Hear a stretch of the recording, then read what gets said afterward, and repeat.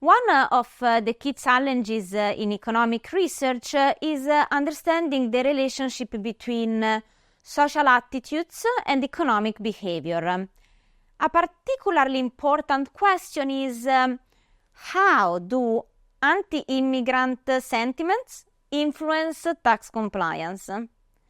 This question is related to the phenomenon known as welfare chauvinism. Welfare chauvinism refers to the belief that welfare benefits should be reserved for native-born citizens and not extended to other groups, such as immigrants. People with these beliefs tend to view immigrants as undeserving of public support, and this can shape their willingness to comply with taxes if they perceive that the tax-funded benefits are also going to immigrants. Guerra and Harrington's study is the first to experimentally test whether these anti-immigrant attitudes directly affect natives' tax compliance. Their work builds on previous research that has shown a correlation between negative attitudes towards immigrants and decreased support for welfare states. But is this relationship causal? Survey-based data can reveal patterns and correlations, but they often leave open the question of causality. This is why experimental methods, such as the one used by Guerra and Harrington, are crucial. Through careful design, experiments can isolate the specific factors that drive behavior, giving us a clearer understanding of the cause and the effect. To explore the connection between public attitudes towards immigration and tax morale, Nemore and Morone 2019 conducted a survey-based study in Italy.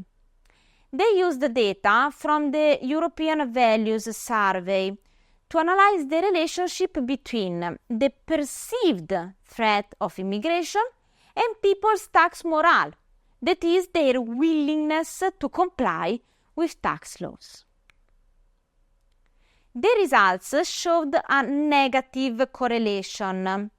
So the more people viewed immigration as a threat, the less likely they were to comply with tax laws. However, this relationship is clear, but it only shows a correlation, not causality.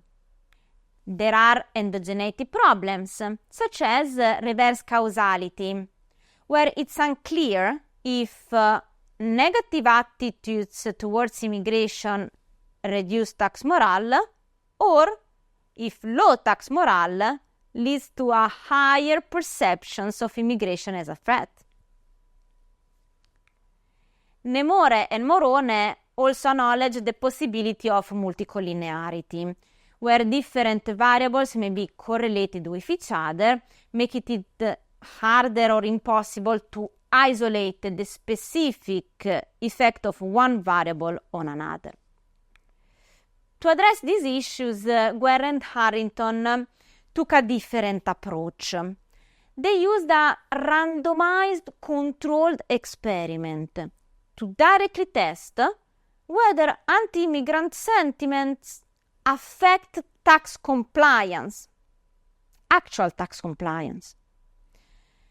By using an experimental design, they were so able to establish a causal relationship. Their pilot study took place in Italy and Denmark, where participants engaged in a standard tax compliance game. Participants earned money through a task and then were asked to decide how much to report for tax purposes.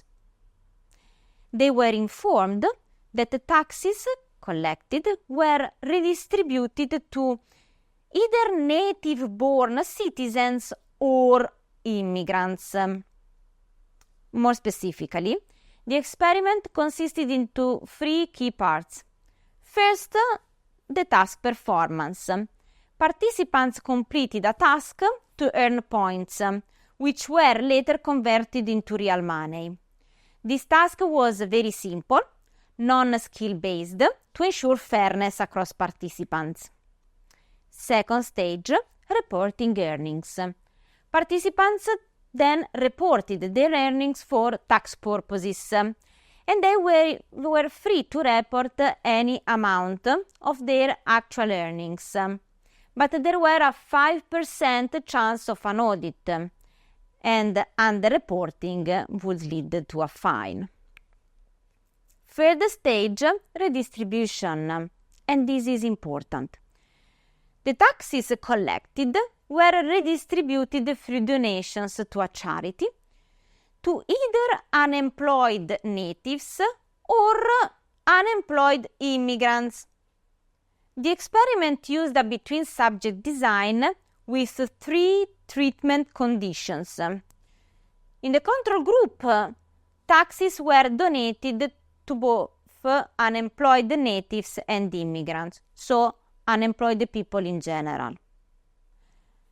Natives group, taxes were only redistributed to native-born unemployed. Immigrants group, taxes went exclusively to unemployed immigrants.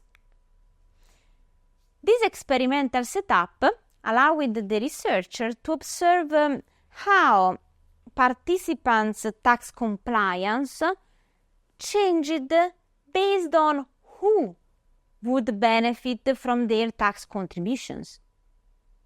Importantly, participants were randomly assigned to these different groups, ensuring that any differences in their tax compliance were only driven by the treatment and not by any other factors.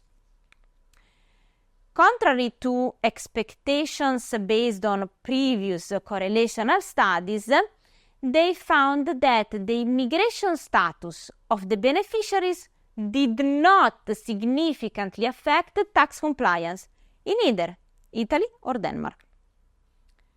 This finding challenges traditional ideas about welfare chauvinism, and it also highlights the importance of using experimental methods to test assumptions and identify causal relationships that might seem intuitive, but should be supported by causal evidence.